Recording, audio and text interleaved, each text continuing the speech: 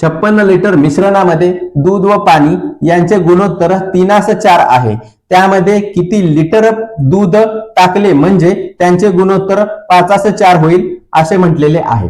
आता बघा हे गणित कशा पद्धतीने सोडवायचं आहे।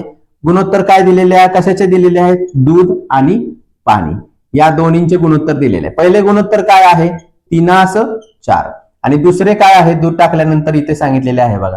नवीन जे गुणोत्तर तयार होणार आहे ते काय म्हटलेलं आहे 5:4 म्हणजे पहिले गुणोत्तर हे झाले जुने गुणोत्तर आणि नवीन तयार होणारे गुणोत्तर कोणते आहे 5:4। आता याच्यामध्ये काय करायचं आहे, याच्यामधील फरक काढायचा आहे, जुन्या आणि नवीन गुणोत्तरातील फरक काढायचा आहे।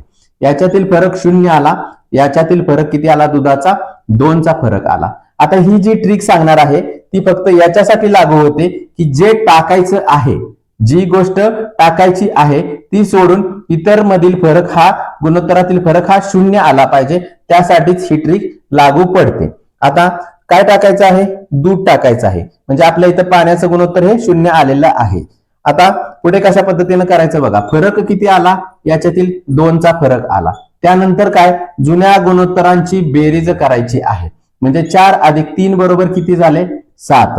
जुन्या गुणोत्तरांची बेरीज म्हणजे याच्यातील फरक छेद जुन्या गुणोत्तराची बेरीज 2/7 गुणिले 56 लिटर मिश्रण आहे, मिश्रण घेतले गुणिले 56 लिटर मिश्रण। आता त्याला भाग लावायचा आहे 7 × 7 7 × 8 56 आणि हा 2 × 8 2 × 8 किती आले 16 आले। म्हणजेच काय झाले 16 लिटर दूध टाकावे लागेल तेव्हा त्याचे गुणोत्तर किती येईल 5:4 येणार आहे।